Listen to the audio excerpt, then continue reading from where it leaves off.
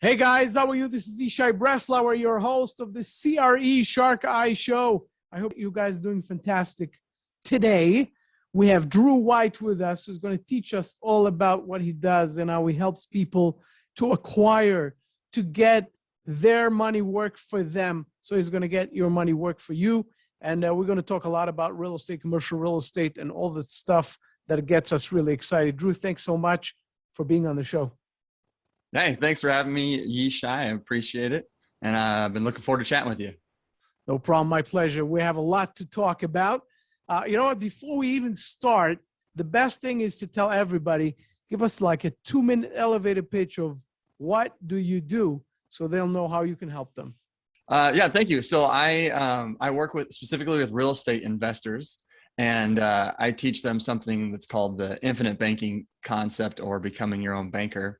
And what it really is we show them how to set up their own private banking system, or another word for it is their own warehouse of wealth that they can continue utilizing and drawing from to create more cash flowing assets, more wealth for themselves. And so that's really what I focus on and what I'm really big into.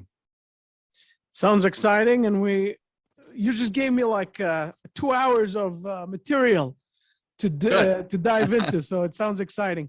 You know, tell me something before we start talking about everybody else and what we can do for them and how we help them and et cetera. Tell us a little bit about yourself, how you got into this. Yeah, it's kind of a long winding road, but I'll make keep it short. Make it fun and juicy. Juicy is the thing. Okay.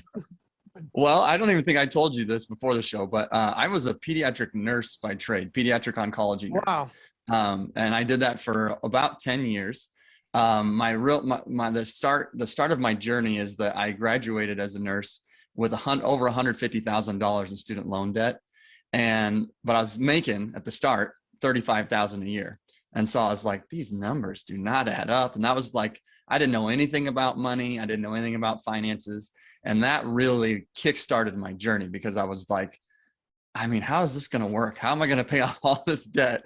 You know, and then I was working long hours, you know, you work holidays and weekends and stuff. And so I was always kind of a questioner, but it started me down a road of like questioning, why did I do this to myself? You know, what are other people who are smart with money doing? And that was a long winding road towards real estate. And then along my way towards real estate, I'd flipped some mobile homes for a while. And then I found this becoming your own banker concept that has, really helped my family and me, and got pretty passionate about it like right away, and was like, no, this is what I want to do. I got myself out of that debt, started, just moving down that line, and was like, okay, now I want to show people how to do this, and how to, continue keeping their money in motion and keep their money working for them. And so that's how I got here. So that's, I love that story. I'll tell you why, because also from my end, I started as a teacher. So, so I understand what you're talking about when you wanted to switch careers and see where things are going on the way, in the way to actually fix up your life in terms of the financial side. The one thing that really excites me in your life prior to you getting into what you are into now is that you're coming from the line of really helping people, and you're coming from the line of nurse, oncology. This is something really unique. I never had someone who has been involved in that type of thing on the show. Can you share that with us a little bit from, experiences that you had from that profession? This is not what the show is about, but I'm sure I'm sure people would love to hear from a person who really was on the front line of helping other people on the toughest things that they're going through. Yeah, it's not an easy profession, for sure. And a lot of people, not everybody, but they join it when they're single, before they have a family, right? And then you have a family, and you're like, oh man, seeing, especially in pediatrics, seeing the things that you see each day, and then you have children, and it becomes tougher. But I met a lot of amazing people, just some patients that honestly changed my life. And you really form, because I did oncology. I also did something that's called liver, small bowel, pancreas transplants. And so those kids, you really develop a bond with those families and a kind of a long-term relationship. And so there's, I could go on probably for a long time. Each kid that I formed a bond with, I kind of like learned a different lesson and things. And there's one kid, one lesson that I've carried with me. And he's this kid that I'll never forget. We just had an awesome bond. His mom actually paid for us to go to a football game together, and the hospital approved it and everything. It was cool. But I learned from him is that what I noticed is he would hang out with us at the nurse's station, and he would notice everyone and pay attention to everybody, whether they were the house cleaner, whether they were the food staff. They all knew who he was, and he made them all feel special because he acknowledged all of them. And so that's something I just really like took away from him, was that, everybody's got a part to play. Everybody's important. You don't ever got to think you're bigger than someone else and not acknowledge this person, not acknowledge the housekeeper, not acknowledge the food service person. And it's just something I always appreciated about him, and that I loved about him, is that everybody loved him because he noticed everyone and made them feel special. So I don't know if that's what you're looking for, but it was a long career. I liked it, but I knew it wasn't for me long-term either. That's a great story. Tell me something. How many years you've done that? 10 years. And then I actually just let my license expire. And I did it because I was like, I told my wife, I don't want to have a backup plan. I love what I'm doing now. And I didn't want to have like, this is my fallback, Yeah, I wanted to burn the ships. Right. So, 10 years. That's beautiful, because you had that part of life in your life. And then you decided, listen, you said to myself, to yourself, you said to yourself, listen, I don't want to continue doing that, even though that was meaningful and great. I want to do something different. What was the first thing that got you to notice you don't want to do that and you want to go into the business side of things? What was the first thing that got you like the aha moment that gave you that? Man, so for me, it's kind of like it was a process, maybe more than an aha, but it was really, when I met my wife was kind of the real trigger, because I realized, like I mentioned this a few times, it's a pain point for me. It's this thing of like, I love time with my family. I didn't want to be working weekends and holidays. And so working weekends and holidays was like a tough thing for me. I started to realize, like, right. It took me a little bit, but I'm working for someone else, right? I'm always working hard for someone else, not myself. And I have a brother who's also incredibly entrepreneurial. He has a coffee shop that he took over a coffee shop that was struggling, made it successful. He's now expanded throughout the city that we live in. It's called The Beanery. And so I think he was also kind of this example in the back of my mind, and he used to kind of hate me because I would go golf like 4 days a week because I'd only work 3 days a week as a nurse. But seeing him as an example, because no one in my family before that was really like, super entrepreneurial. My dad was a pastor, so he did start his own church and stuff. But so he was kind of the shining example for me of like, hey, there's a little bit different way to live and to work for yourself and be happy. And so that was kind of start. And then I was always reading real estate books and books about money, and that really like opened my eyes to like, oh man, I just realized like I had such a scarcity mindset about money and was thinking in terms of just, penny pinching. So what was your first real estate book that got you like the thing to get in? Yeah. Everybody says Rich Dad, Poor Dad. I didn't. That was mine too. First. I didn't read it first, but it was probably the most impactful. However, it was more podcasts for me. So podcasts, really, I heard guys talking about real estate, and that's what really like lit a fire under me. That's awesome. And the first book I read on real estate, I can't remember the name of it. I remember what it looked like. It was this white book with like a greenhouse on it, and it was something about single family homes. But I had, I kept reading them, and then, I did find my way to the Rich Dad, Poor Dad one. Though I like Cash Flow Quadrant, I think the best. But yeah, so it was more podcasts for me that got me kickstarted. You know what? We're going to ask you a very interesting question that I always talk about that. Because to me, the first book really that got me in was also Rich Dad, Poor Dad. Mm-hmm. But I'm so far away from that now, meaning in my world, in my commercial real estate world, I'm reading completely other things about commercial real estate, mixed use development, and complicated, complex types of combinations and deals, and how to solve problems on those levels, on the commercial level. What is the gap between you reading Rich Dad Poor Dad and those types of books and that green book with a single family homes to today? What is your today's reading and today's growth? That's good.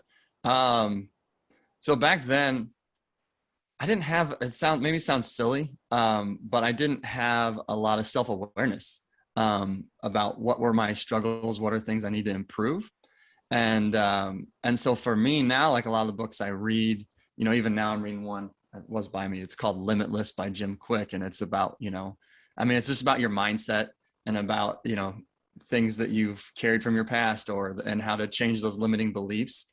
So, back then I don't know if I fully answered your question here, but I think I was, reading, I still am reading to learn what other people are doing differently than me. That's for sure.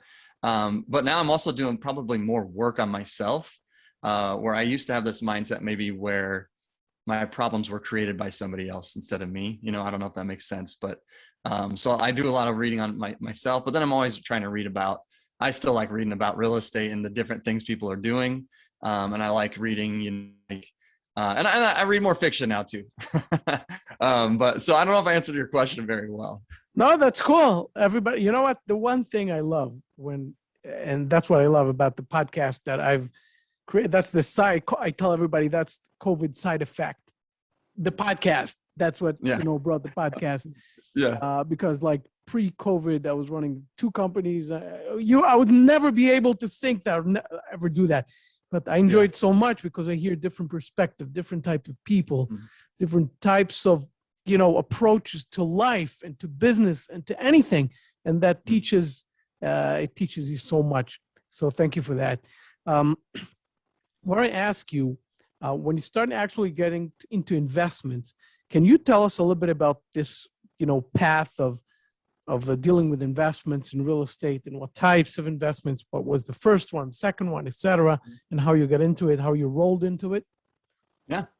So I started out, I became real interested in the markets, and actually day trading. And I did some day trading, and I'd have moments where I do really well, moments where I do really bad. It was always when I decided, I'm roller coaster. Yeah. I would be like, I'm so good at this. I can take a 3-month break from nursing and I can do this. And then when I didn't have nursing to fall back on in terms of investing, I would do terrible because it would be like, I'd be so in my head. So that actually is what started me down the path of learning more about myself and why I couldn't handle the pressure. But so then while I was doing the day trading thing, I was still reading about real estate, and I realized like, okay, I don't want nursing to be my long-term thing. I can't really day trade if I don't have anything else. And I was like, I need passive income. I need to look at real estate and start doing that. And so at the time, I still had what I willingly admit to people, I had a scarcity mindset. So I randomly came across mobile home flipping, and I heard it on a podcast. And I saw this article about it, and I was like, nobody makes money at mobile homes. That's impossible. It's stupid, And so I didn't want to go to banks, get loans, because I worked so hard to get us out of debt. I didn't understand leverage or anything yet. And so, and using the bank's money. And so I was like, okay, this is a low cost of entry. I'm just going to get my feet wet and get started. I ended up doing it for 2 years, but my first one. How'd you get into it? How'd you get into mobile homes? Like, okay, listen, hearing about this in a podcast is one thing. And then finding the deal is a different thing. Why, you joined someone, you invested with someone, you found the deal. Tell us a little bit about it. That's very exciting. Yeah. So I found the guy that I heard on the podcast. His name was John Fedro, and I looked him up. He had a whole coaching program, and it was pretty affordable. I don't remember what it was, but I was like, oh, that's worth a shot. Let's just see what happens. And so I did his program, and his program, I mean, I'm not here to pump it, but it's really good because it does take you and makes you take action. And within a month, I had my first deal. And so it wasn't, now that I know more, I never would have probably done that deal. It wasn't great, but I did, like, after that deal, I do every week I do something called a after action review. And so I review my week. And so I took that same process and did that with that home. And I realized, oh, here's some things I would not have done, and I would not have bought this home. But John was my mentor for about 2 years. If I still wanted to do mobile homes and call him up, he's an amazing guy. He'd take my call. But yeah, I hired a coach because I knew, like, I needed someone to, like kind of light a fire under me and get me kickstarted going. Because I was like, I don't quite know how to do this yet. And tell me something. And the capital was there with you. You had to raise it. You had to. Tell us a little bit about that. I had saved it on the side, but I mean, for mobile homes, you could get started with, I mean, anywhere from 5 to 10,000. It's not much, Yeah. So like the first home I got, it was $500, and so it was a $500 home. I had it cleaned out, and then I ended up flipping it for $6,500, and I think I put $2,200 into it total. And honestly, that's not like amazing. And for all the amount of work I had to do, it's a great start. Not worth it, but you can, with mobile homes, you can make mistakes, and you can recover from them pretty well. And so that one I definitely wouldn't have done again. But I was so eager to get that first deal, which I'm sure a lot of people can relate to. It's like you just want to do it. You're like, I just want to get in. I want to start doing real estate. I want to be an investor, And so I jumped in a little too quick, but I learned a ton. And that one actually, I probably made the most money from that deal because I learned the most from that deal, even though that wasn't like my most profitable deal. I just learned so many lessons that I never repeated. Okay, you did that mobile home. Was exciting. Was great. What was the next thing? Yeah. That's when around like the 2-year mark, I came across the becoming your own banker thing, and really like dove in on that.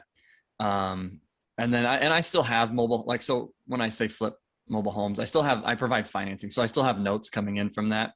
But one of the things I realized during it, there was a few things. So as I learned about becoming your own banker, I learned kind of more about inflation and things I didn't understand.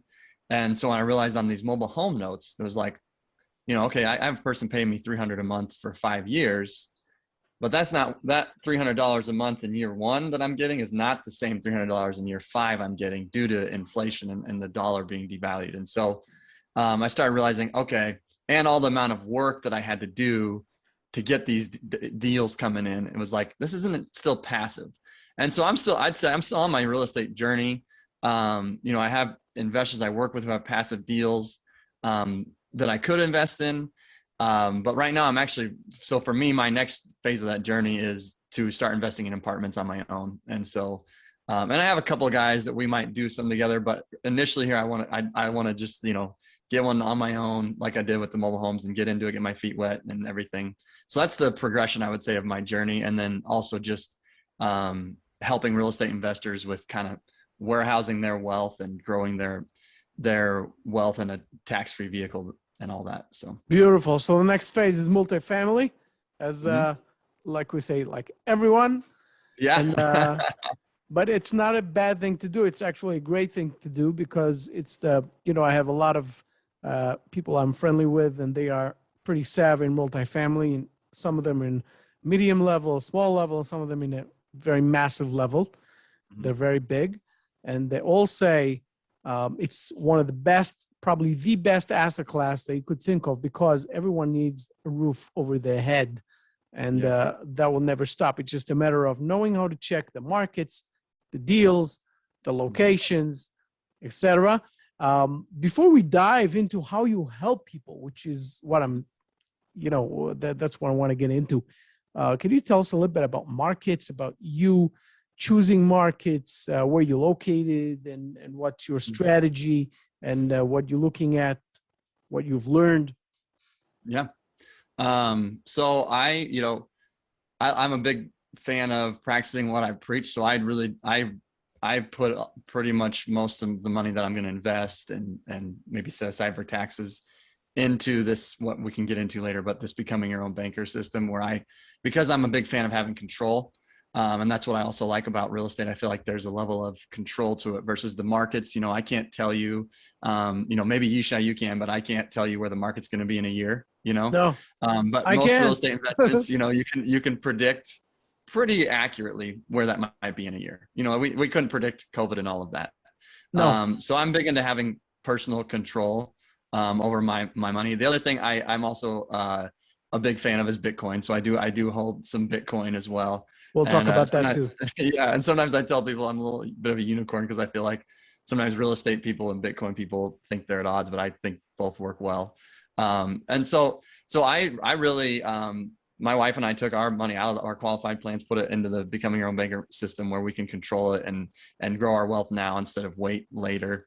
So that's really, so I don't actually, even though I came from being a day trader and doing that stuff, I really no longer do it because I felt like I wanted to do something I can control and create wealth now instead of wait till I'm 75. Awesome. So tell me something, this creating your banking system, your own banking system, what is it exactly? What are you guys looking to do? Yeah. So we sit down with people, talk about what their goals are, what they're investing in, what their strategies are, et cetera, and what their long-term plans are. And then we help them set up their own system. The vehicle is unique and different. It's whole life insurance actually. And so we set up the policy for them, and inside that policy, it can grow, tax-free, guaranteed, with uninterrupted compounding. And then you can leverage that policy to go out and continue, growing your wealth outside the policy and outside of your banking system. And so you can continue, buying more real estate or buying businesses and et cetera. And so, and really a lot of what it's based on is this idea that, money should be in motion, because we talked about a little bit ago, inflation, right? And so if so I say now savers are losers. So if your money's sitting in a saving account, it's losing money. And so really the wealthiest people and the people that I know that are the smartest with money, they keep their money in motion, and they don't let it just sit and stagnate. Beautiful. You know what I want to ask you is I want to put like a challenge right now. Let's say hypothetically, you're sitting with a person, and you're consulting to that person. Why am I doing this, by the way? Just parentheses for everybody who's listening. I want to give you guys who are listening to Drew right now, I want to give you like a sort of a live example, because you just said, okay, we're helping people do this, insurance and banking system, and how to actually fix your finances and all that stuff. And it sounds really good, but I'm sure that a lot of people who are listening are right now asking, what exactly? How? What is being done? So what I'm asking you now is, let's take a hypothetical situation of a person who has certain type of situation with their finances. How would you help them? If you could like give a few examples from what you guys are doing daily, you're consulting people, what are you going to tell them to do? Yeah. So kind of like what I said there a little bit ago, was like, we'd sit down and just talk and see. And, I tell people from the start, I'm not for everybody, and what we do is not for everyone. And so I sit down, to learn more about them, but also, and for them to learn about me, but also for me to determine like, are we a good fit? Because I may not be a good fit for everybody. And so it's kind of like we're both interviewing each other, but we sit down and just talk. And then really my process is to educate people on this system. And I educate people to the point where they say, well, yeah, I want to learn more about this. How do I do this? Or they say, hey, you're a dummy, get lost, And so then from there, so I really start with an education approach first. I teach them about the infinite banking concept. I teach them how banks work, how banks make money, and the idea of keeping their money in motion, because banks do this too. They do bank-owned life insurance and they max it out. So we talk about that, how banks are doing this with their money and how we're trying to copy them. And we really take just a really like strong, heavy educational approach first. And then if you say, yeah, I want to move forward, well, then we start breaking down numbers for you. And it's really individualized. So people will ask me, how much can you do? Whatever.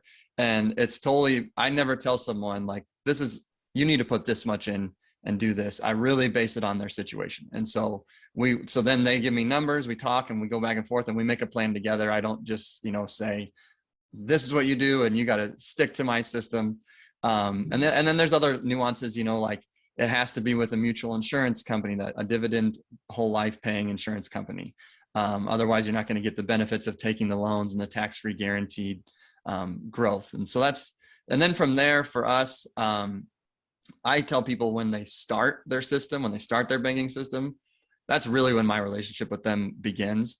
And we're building like a community of people who, we're going to start meeting together weekly and things, or monthly, and just provide education for these people, provide opportunities like, hey, we have this guy doing this, if someone wants to invest in this or learn from him. And so from there, we really work with them and probably more with them after the fact, and showing them how to use it, showing how to set up maybe in a tax advantage way and things like that. So does that kind of answer what you're looking for? That's beautiful. That's excellent. Right. You know what? When a person sits with you guys and you're trying to relate to them, like you said, and you're trying to learn their situation, you're trying to understand exactly what type of assistance they need, etc. When it gets to the point where you're setting up the banking system, you're telling them, okay, you become a bank because you're going to put this, and you understand all those, savings accounts that are all around, and how to manipulate what you call the money and to put it in the right, to channel it to the right location, to the right place. Would you be able, to say clearly, for example, what type of investment each and every person would need? Like, for example, this guy's real estate, this guy shouldn't do real estate, and why and what? Did that happen to you? Like that you saw one person needs completely different thing than the other? Gotcha. So do you mean, and you mean like, someone sits down with me and at the end I'm like, oh, they shouldn't be in real estate, like type of a scenario. Is that what you mean? Or like they should be investing or this type of real estate, or you see that, and stuff like, do you have an example of that kind of a thing? No, so typically, I don't give like I won't say you should be investing in this or give advice, because it's insurance. I have to be careful not to be saying invest in 100%. I can tell people, hey, this is what I do, or and I can point out strengths of theirs, or I can connect them with people that I know that are doing things they're looking at. But a lot of times I'm working with seasoned investors who really know what their strong suit already is, and they know like, oh, like one guy I work with, he loves flipping homes, and that's what he's great at. He's great at flipping them. And so, awesome. So I will never tell him you should be doing multifamily, because he's great at it. It's his niche, he knows. And so, but yeah, so I guess the answer probably is no. When I say, I definitely point them in the direction, sometimes say, hey, this is, what I'm doing, or this is what someone else is doing. If they still need some coaching on maybe direction, they still don't know. But a lot of times I'm working with people who are already very confident in where they're headed and what they're doing with their money. Beautiful. It's really interesting. Mm-hmm. Can you give me a problem that you see that repeats itself with people that actually are doing well with their money? They're investing. Mm-hmm. One is doing, like you said, flipping homes. Another one is putting his money with multifamily. He's making money from multifamily. One guy's a day trader. One guy does this, that, Bitcoin, whatever. Mm-hmm. Can you see a problem where they need a banking system and you're solving it for them? What is that problem that you find, that you trace? Yeah, I think there's a couple, but the main one I would go back to is that idea of that they may be doing really well, and most of them are. And so sometimes it's kind of like, well, why would I need to talk with you? But there's still money they're not keeping in motion. In fact, like there's a guy we work with who, he's killing it by all accounts. It's amazing, buying apartments left and right. And even he had room to grow because the money that he's setting aside for taxes and insurance is wasting away. It's doing nothing, right? And that's it's losing amazing. Value. And so he was like, wait a second, this money's losing value. Okay, let me put it into this banking system. And now he lends it out to flippers at 18%. So he takes it. So even that money, he doesn't want it losing value. So I think, and one thing in particular, if someone thinks they've made it, I probably don't want to work with them, because I always want to work with people who are like, hey, how can I grow? How can I get better? Because, Michael Jordan, right? He always wanted to get better. He was relentless. And so for me, the one thing I see is sometimes maybe a rival syndrome. They think, I'm great. I don't need something else to make me better. And then the other thing I see is, that they still have money that they don't realize that is stagnant and not in motion. And so that's probably the big mistake I often see. You know what, Drew? You just revealed that you are unique, and I'll explain why. A lot of people are talking about, I'll help you, or I'll teach you how to get your money to work for you. By the way, Seinfeld now is on Netflix, and I saw the episode where Seinfeld says, "I'm not an investor. I can't be an investor. I can't be an investor." You know that joke. And he said, I don't want. Meaning, people say, "Get the money, work for you," and he says, I'll work. I'll get the money to rest." relax, because the money could get fired and all that stuff. It Yeah, obviously is very funny, but not true. So a lot of people are talking about to get your money work for you. A lot of people are teaching about multifamily, are teaching about real estate. I have my own courses about making a career in commercial real estate or an investment career in commercial real estate. A lot of people teach about that stuff, but not a lot of people. I actually, you're the first one, I think, that teach, except of those systems. You go to the banking system, like you go into a bank or you go to an insurance company and all those places where many consultants are not aware or are not familiar or are not involved in the entrepreneurial or investment world themselves. They get this schooling system and they teach it to the people. So you are very unique because you're telling people, you know what? I'm not going to teach you how to do multifamily. I'm not going to teach you how to do this. I'm not going to teach you how to do that. You go teach yourself, or if you already know, that's great. But I'm going to find the holes. I'm going to find where you have money that is not working, and we will find it. And I'm going to help you with figuring out what you should do with that. And I think this is an incredible trait. I think this is incredible. So this is really unique. For sure. I really appreciate that. Yeah. For sure. You're the first one. You just gave me a aha moment. Oh my gosh, this guy does something that nobody does. And it's great. So it's great. Tell me something. This is you and your wife doing it together? No, just me. Actually, my wife is a designer. And so it's just me. Yeah. She designed this picture behind me, but yeah, she's also very entrepreneurial. She had a business that COVID kind of took away from her, but that she worked years on. She had investors and everything. So we both, I would say, we both do the infinite banking stuff. I'm the only one that teaches it. But we're both very entrepreneurial, just kind of have the bug together. So we're always doing something, but usually it's not combined. Tell me something. This is great. I want to go a little bit, even though this is just a commercial real estate show, and but sometimes we focus on inspirational stuff. Sometimes we focus on different type of things. I want to ask you, you mentioned you invest in Bitcoin. This is something, by the way, blockchain is something I know what it is, because also from my prop tech side, property technology side, there are a few companies that are involved in the blockchain technology as per liquidating real estate. I'm not going to get into it right now, and all kind of things like that. But I'm not in the crypto scene, which is the side where we got familiar with blockchain, and that is, and you're actually involved in Bitcoin. Tell us a little bit about that, because Bitcoin is crazy. It's crazy going there, and then it's crazy going bam down there. Tell us a little bit about this lunacy. That's a fair way to call it. So for me, I like to tell people the story is that I actually was like a hater of Bitcoin. I hated on it. And I was like, this is so dumb. I even just made a post on LinkedIn about it the other day. I telling the story about how I used to tell people they were idiots for putting their money in Bitcoin. And then I had a friend who I really respect. He one day gifted me this book, and it's called The Bitcoin Standard. And it looks like the most boring book in the world. And I remember when he handed it to me, because I was like, oh, I have to read this. Like, your friend gives you a book, you have to read it, right? And I was like, oh my God. Turns out to be one of the most transformational books I've ever read, honestly. And I was reading that, and then shortly after I read Becoming Your Own Banker, and the story I tell on LinkedIn, I would never have been open to learning about becoming your own banker if I hadn't learned about Bitcoin, because I started to open my eyes about how money works, how the government works with money, how they print money, fiat money. And then, so it really kind of opened my eyes to like alternative things out there, and like started to kind of question all the things I was told about money growing up. And so for me, I mean, I'm not like going to be your probably your best, like, here's why Bitcoin works person, but my understandings of it and why I'm big into it, I really like that it's decentralized.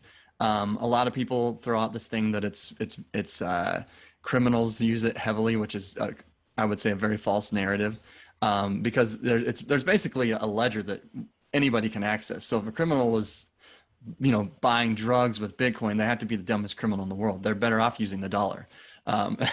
So, but so for me, it's, and I see it, that it has a huge store of value. Like, right now I've mentioned a few times that savers are losers.